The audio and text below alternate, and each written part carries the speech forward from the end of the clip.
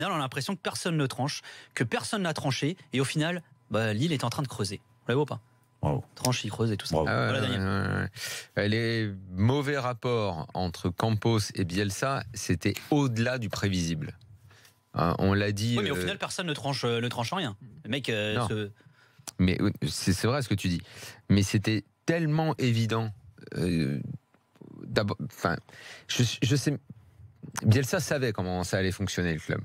Moi, ce qui m'a même étonné, c'est qu'il accepte de venir et de bosser alors qu'il savait que de toute façon, il faudrait composer avec Luis Campos.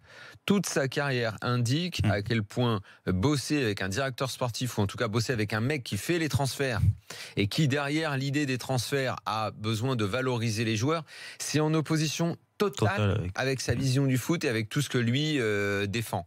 C'était couru d'avance que ça allait péter entre les deux. Et pourtant, et là, tu vois, je peux pas dire c'est de la faute de Campos ou c'est de la faute de Manin.